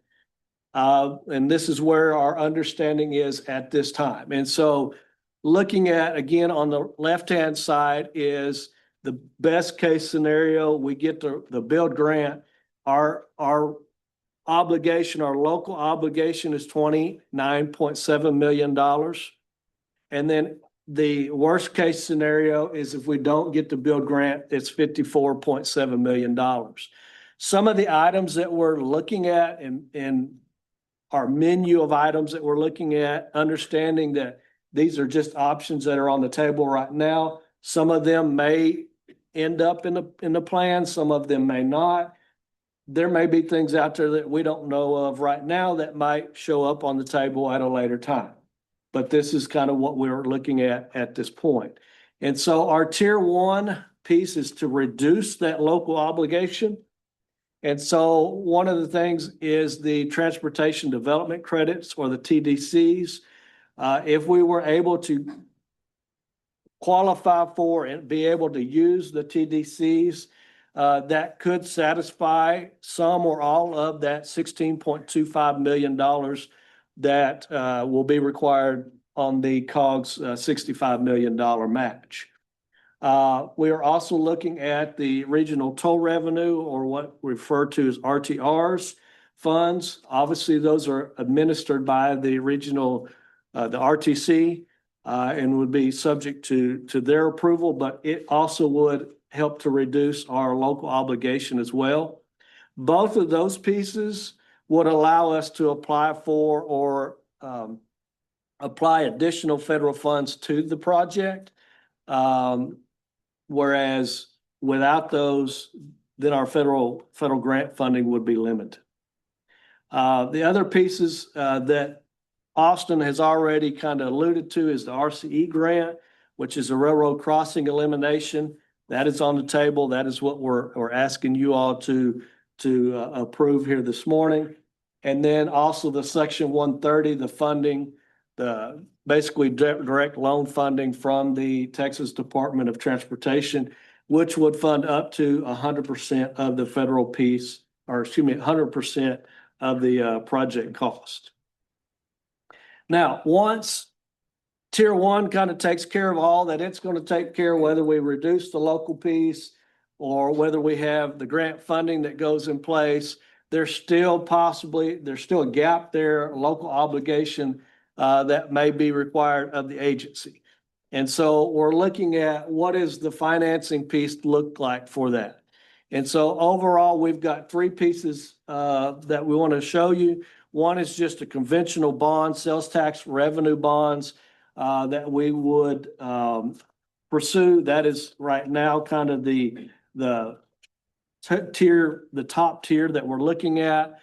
And we'll show you what that looks like here in just a minute.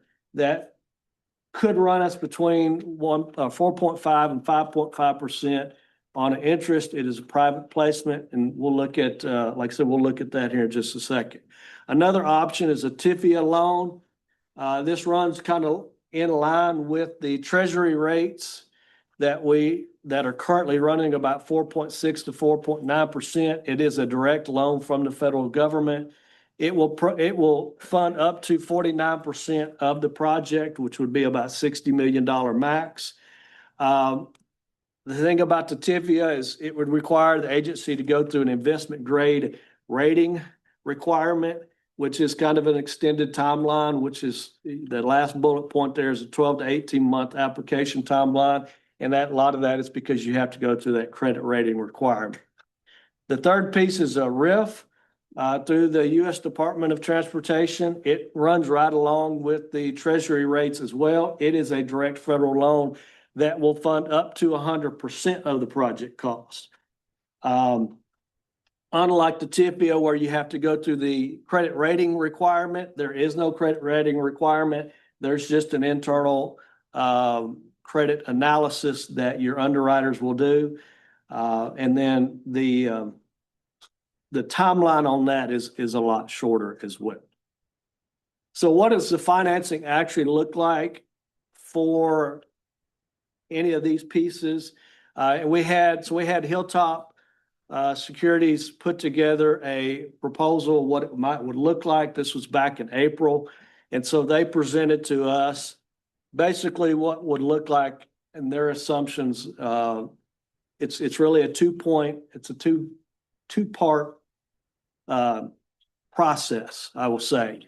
So it involves a 5-year note that we would get at 4.25%, and then come back and refinance that at 15% or 15 years at 4.5%, or 20 years at 4.75%. Now, understanding that is all based on an assumption at this point, and anything that we bring back to you would require us to look back at whatever the market rates are going at that point, at that time. So the first line is just what our existing debt service looks like. So currently our existing debt service runs us about $2 million per year. And those will actually run out, I believe it's in 2032. And so the second piece there is the best case scenario. If we got $29 million in financing, the bridge note on that would be about $3 million. That is interest only in the first fiscal year. So we would go out and get a 5-year bridge note at 4.25%. We would pay interest only in the first year, and that would be $3 million. That does include the existing debt service. So those are combined together. The first year of that would be, and ongoing would be $4.37 million if it's a $15 million or 15-year loan, or $4 million if it's a 20-year maturity. And then the total payback on that, if it's 15 years, would be $50.8 million. If it's 20 years, would be $55.3 million. And in the worst case scenario, where we're having to close that gap with $54 million, the bridge, the first year of that interest only would be $4.3 million. The ongoing for 15 years would be $7.28 million, or 20 years would be $6.45 million. And then the total payback on that is $95.7 million for 15 years, and $105.6 million for 20 years.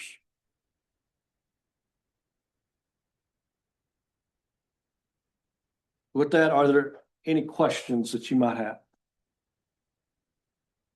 For the existing debt service, the total 15-year and total 20-year, how are those both 14?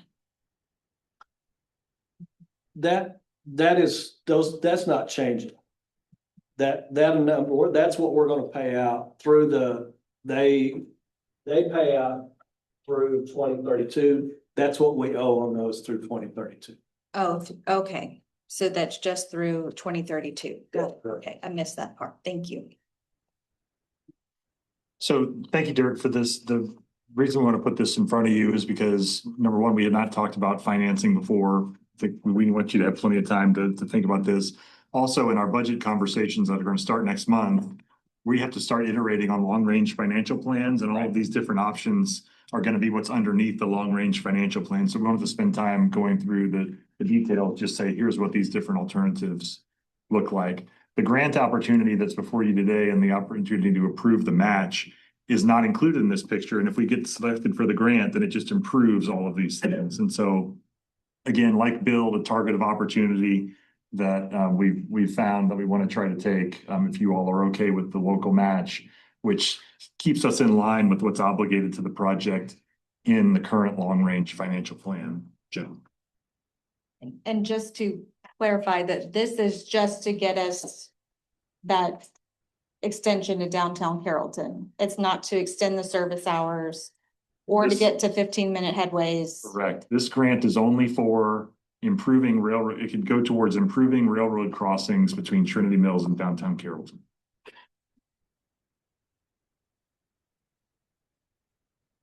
A lot. Railroads, yes, railroads are a lot.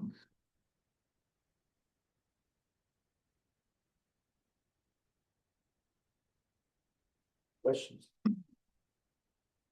That staff recommends the board authorize the CEO to apply for the Railroad Crossing Elimination RCE Federal Grant Program with local matching funds not to exceed $6.6 million to support safety enhancements at crossings between the Trinity Mill Station and downtown Carrollton. Question, Yes. what's the status on trying to get the transportation development credits so that we can free up local match to apply for something else. I'll take that. We are having a meeting with COG staff in the next couple of weeks. And that's where we're gonna flesh out all these, make sure we understand all these different pieces with them. So we'll have more information following that meeting. Move to approve as presented. We have a motion. Do we have a second? Second. Cesar, any other comments or questions? All in favor, say aye. Any opposed? Motion carries unanimously. All right, thank you. Derek. Mr. Chairman, the last item is a discussion on fair policy, and I know that there are others that have time needs after the meeting. We can certainly defer the discussion item or if we want to pick it up. Totally call. How long do you want to take? How long is it? 10 minutes. Are y'all good? Everybody good? 10 minutes. All right, let's do it. Let the clock begin counting. This is a discussion item, no decisions to be made here today. I came to you, I believe it was in February, to look at the outline of the fair policy. We kind of laid out that outline. We've then started working on a draft policy, what it would look like. And obviously, as you go along, things change. And so what we've come today is just to give you kind of an outline of where we're at right now, the pieces that are in there, with the intent to come back to you with the full draft at a later time for you to review and to approve. And so I want to start with just what this policy really is and what it is not. First of all, it's a governance document. It kind of lays out the board's authority over fairs, how the fair decisions are made, what programs and protections are required, what processes must be followed in order for fairs to change, and so forth and so on. What it is not a fair schedule. It does not change any specific fair in effect today. The fair schedule, the document that lists each fair would be an amendment to the policy, which will allow us to amend the fair schedule at a later time without having to amend the policy itself. The policy is laid out in 17 different sections. This is just kind of a roadmap of what those sections are. It's a foundation, fair programs, financial process, and governance sections.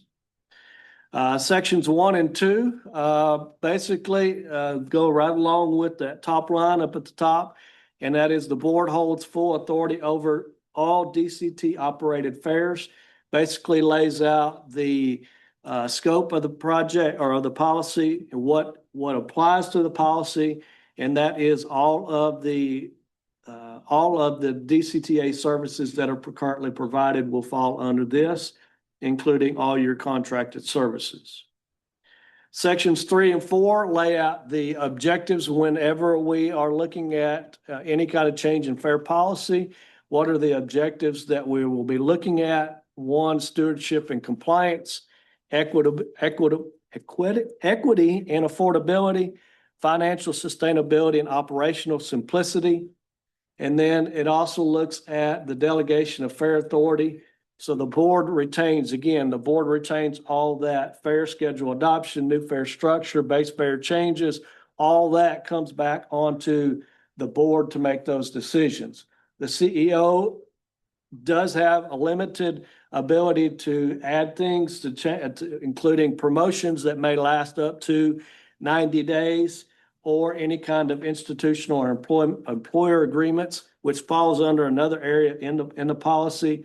And then also to suspend any fairs for emergency purposes, which would then require the CEO to come back to you guys to ratify that decision. Section 7 talks about the authorized fare structures. Currently, we have flat fare, distance and zone-based, time-based, and any kind of hybrid type of structure. Any structure outside of those 4 pieces would then require you as a board to approve those. And then also mentions in the policy several different fair or special programs.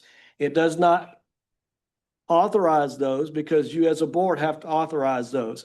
But it basically sets those out to say, hey, these are available and things that the agency could put together as approved by the board. Those are We look at the free fair events. Some of these are currently in place. Peace officers in uniform, kids under the age of 5, jurors, employees of DCTA, retirees, board members, and then also talks about free fairs on Veterans Day and on Election Day. But then there's also income-based reduced fares that's mentioned in there, and it lays out all the details for all these different programs. Fare capping, a nonprofit pass program, sponsored trip program, and then also lays out some anti-fraud framework to help prevent any kind of fraud through lost or stolen fares. This slide basically talks about the reduced fares. It's two-sided, basically what is required by federal law and then what is discretionary by DCTA. The required ones are the seniors that are 65 plus, persons with disability, and then the ADA paratransit. And then the discretionary ones that could possibly be out there, again, the income-based program, which would be something that is verified by the programs, the low-income programs like SNAP, TANF, WIC, Medicaid, they're already in place. That's a possibility. Nonprofit pass programs, and then any other kind of discretionary programs that the board might want to put in the fair schedule. Also talks about the sponsored trip program. Basically, this is for any kind of social service agencies, nonprofit organizations, employers, healthcare providers, members, non-member cities, educational and faith-based organizations, government agencies. It applies to the A-Train, Connect Bus, and Go Zone. The thing is that the sponsor bears the full cost of the fare. So it's not like the low income or reduced fare. This is where the sponsor would bear the full cost of the cost of the fares. And basically DCTA would not subsidize the sponsored trips as far as fare revenue goes. Sections 8 and 14 talk about the different payment systems that we currently have, all fare transactions through authorized DCTA payment systems. Those authorized channels right now are DDTC, GoPass app, Shopify, the ticket vending machines, the Go Zone app. And then anything that we wanted that would want to be added would have to be qualified through the finance department and again brought back to the board for approval. There's a section in there that talks about compliance and enforcement of fares. Basically walks through exactly what happens as far as a warning, a verbal warning, written warning, to a citation, down to the administrative resolution that has to take place. And then what that dispute process looks like. If there's any dispute between a rider and the fare that they were charged. That's all laid out in the policy. Section 11 is the fare box recovery rate. Again, it lays out the fare box recovery rate calculation. And then it talks about when it is produced, how it is used. So it'll be produced annually on the mode. It will be reviewed by the board as part of the budget process. The board will then set annual targets through that budget process. Then we will come back and present to you that stuff on a reporting cadence. So we will report that to you on a quarterly basis as part of our financial and quarterly financial report. We will also report that to you on an annual basis. Another piece that will be added to that is the regional fare report that will come back to you on an annual basis as well. Those are also included in the NTD report that has to be filed with the FTA, and then any kind of periodic board reviews that we may or you may wish to have, we will also present that as well. If there are automatic triggers in the budget process and we establish those targets, if with those targets for any of those modes fall below the annual target, then the vice president of finance, along with the vice president of operations, will then prepare an action plan for that mode that will show the options, basically what has happened, where we're at, what are the options that are out there to try to eliminate or try to get back to the target that was set through the budget process. Section 15 does talk about the regional fair coordination. It lays out what the local fairs are, what the regional fairs are, defines them. It also talks about board approval as far as no regional fair can change without the board approval. It calls for employees of DCTA to be involved in that regional fair conversation as soon as possible when there's going to be any kind of change. It also asks that if there's any change in those regional fairs, that DCTA be given 180-day notice on that so that we can start working through doing all of our analysis, reporting that to the board, doing what we need to do to make sure that it's good for DCTA. And then also writing out the formula as far as the DCTA share to regional fairs that we get. Currently, it's kind of on an ad hoc. Here it is that, DART sends us something, and we send them an invoice. We're going to try to lay that out, spell it out, write it out in the policy so that it is there.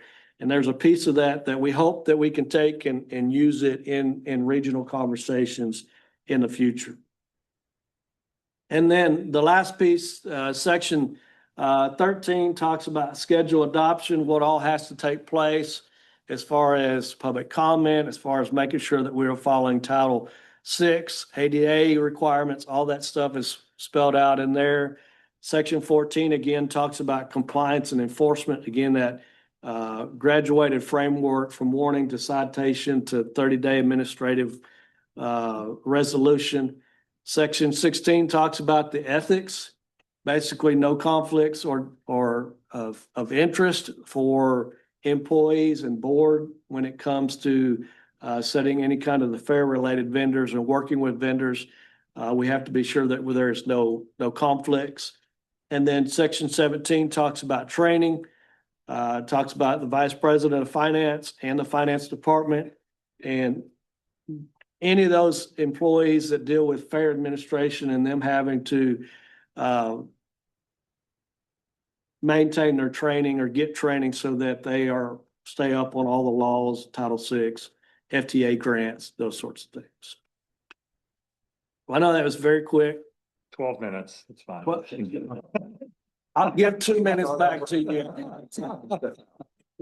Well, On my clock, it was 30. okay, this is fine. Thank you, Derek. What this does is allows us to focus on a revenue source that we have previously not been able to focus on due to other priorities, but also lack of the lack of clarity around these kinds of things. Fair revenue could be a meaningful source of income for the agency. And so back to the conversation we just had before this briefing, that's why that's important. Also to make sure we're on the same page with you all and holding ourselves accountable to fair collection and all that sort of thing. This will provide the framework. My intent is we'll begin circulating drafts of the document for feedback, and at the right time, bring it back for final adoption before the board. But in the meantime, glad to take feedback, questions that you have right now. Otherwise, there'll be ample time to redline and talk about it.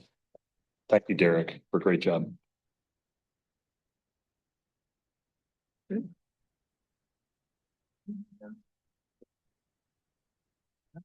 Well, no other reports for the good of the agency. There are some informational reports, items 1 through 5 at the end of the package regarding the safety service ridership. Again, core DCTA services are up about 7% overall year over year. We're trending on 4 consecutive years of fixed route bus ridership growth, which is a really good opportunity while the A train continues to grow. Access and paratransit is a major driver of ridership growth as we all see the demographic trends of elderly and disabled populations. And then updates on other work we have ongoing through the planning department and the operations department. Perfect. I'm sorry I had to step out and take a time-sensitive call from our attorneys regarding the Regional Transportation Council, so I had to take that. But Judge, I did want to make a comment on one of these reports if you get. yes, and I will just say that last week,